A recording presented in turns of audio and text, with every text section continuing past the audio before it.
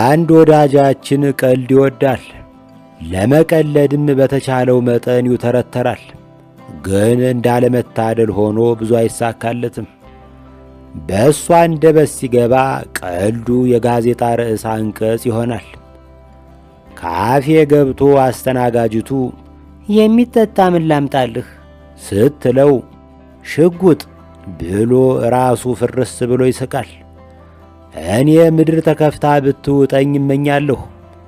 ግን ምድር በጊዜ ሆዷን ስለሞላች ተጨማሪ ፍርታም የምትውጥበት አቅም የላትም።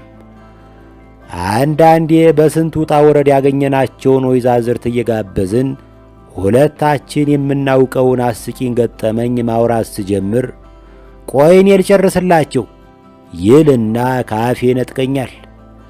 ከዚያ ምን የመሰለውን ጨዋታ ያኮላሸዋል። ማኪያቶ ለመጠጣት አቅደው የመጡ ሴቶችም በብስጭት ወድካ ያዝዙብናል። አንድ ቀን ከጓደኞቻችን ጋር ተሰብስበን መጠነ ሰፊ ምሳ ስንፈሰፍስ ወዳጅየው አንድ ቀልድ ቀለደ። እነሆ ያልተጠበቀ ነገር ተከሰተ።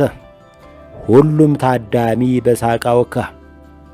ሳቃችን በረድ ሲል ወዳጃችን እንዲህ አለ፣ ወገን ላይክ ሸርና ኮፒ ሊንክ እንዳይረሳ። ይህ የቲክታክ ተጽዕኖ በቀላሉ የማይገመት እንደሆነ አንዱ ማሳያ ነው።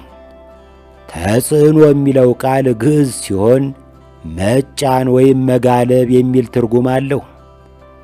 በይፋም ሆነ በስውር በአስተሳሰባችን በአነጋገራችንና የኑሮ ዘይቤያችን ላይ ለውጥ የሚያመጣ ኃይል ጫና ፈጠረ ይባላል።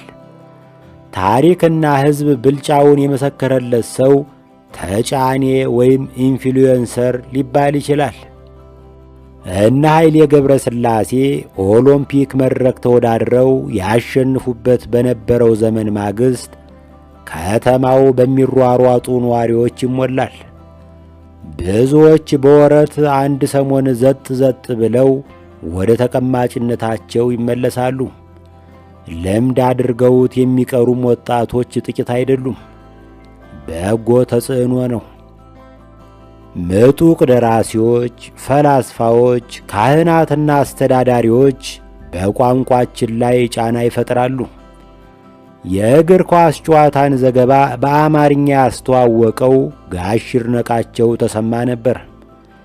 ይድነቃቸው ምዕተ ዓመት፣ ዕደ ጥበብ የሚሉትን ቃላት ጨምሮ ብዙ አዳዲስ ቃላትን ፈብርኮ ወደ አማርኛ ማስገባት የቻለ ከባድ ሚዛን ሊቅ ነበር። የማኅበራዊ ሚዲያ በጎ ጫና ብዙ ነው። ከአዳዲስ ባለተሰጥኦዎች ጋር ተዋውቀንበታል። ሸጋ ሸጋ ወጎችን፣ ግጥሞችን፣ ጨዋታዎችንና ዜማዎችን ተለግሰንበታል። የጠፋ ዕቃ ሸምተንበታል፣ ተጣብሰንበታል። በቀላሉ የማይገኙ ዘመናዊ ሽሬ ዜማዎችንና ፊልሞችን አግኝተንበታል። ማኅበራዊ ሚዲያ አውዳሚ ጫናም አለው። በዋናነት የሶሻል ሚዲያ መድረኮች የተፈጠሩት የሚዲያዎችን ፈጣሪዎች ለመጥቀም መሆኑን አንርሳ።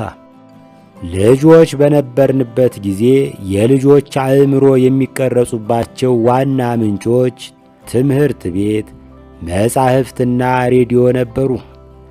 ጸሐፊዎች፣ መምህራንና ጋዜጠኞች በውድድር ነጥረው የወጡ በብልጫ የተመረጡ ነበሩ።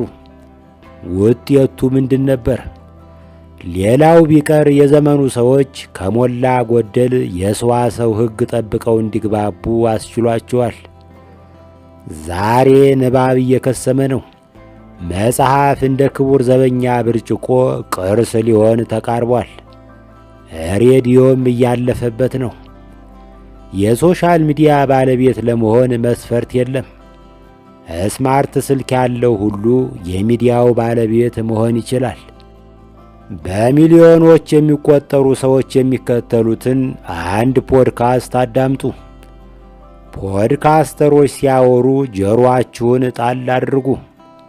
የተሟላ አረፍተ ነገር ከአንደበቱ ማውጣት የሚችል ወጣት ማግኘት ብርቅ እየሆነ ነው። አንድ ዝነኛ ቲክታከር ሲያወራ ተከታተሉ። ጸዴ ነው ማለት ነው፣ ያበደ ነው፣ እናት ትበዳ የሚሉትን ቃላት ቀንሰን ንግግሩን ብንሸከሽከው ምን ያህል ቃላትን መጠቀም ይችላል? ነገሩ አሳሳቢ ነው። ኧረ ጎበዝ፣ ሰው ገንዘብ ብቻ ሳይሆን ትዕግሥት እየቸገረው ነው። በአንድ ደቂቃ የሚጠናቀቅ ዘፈን ተጭኖ አላያችሁም? እኔ አብሬ ለመዝፈን ጉሮሮዬን ስጠርግ ዘፈኑ ተጠናቋል። በአንጻሩ ስቃለኝ የሚለውን በየዓመት በዓሉ የሚከፈተውን የሰለሞን ደነቀን ቆንጆ ዘፈን አስቡት። ያ ዘፈን ከልቡ ረጅም ነው። በጉን ገዝተን አርደን ቆዳውን ሸጠን ስንመለስ እንኳ ዘፈኑ ገና መሐረሜን አያችሁ ሲዝን ላይ ነው።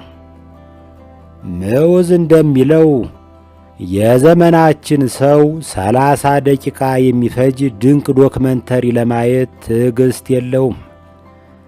እያንዳንዳቸው 1 ደቂቃ የሚፈጁ 30 ስድድቦችን ቲክቶክ ላይ ለማየት ግን ጊዜ አያጣም።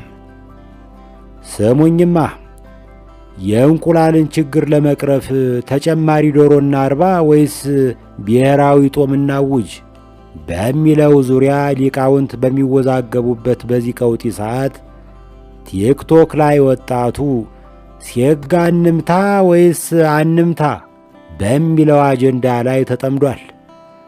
እምደንቅ ነው።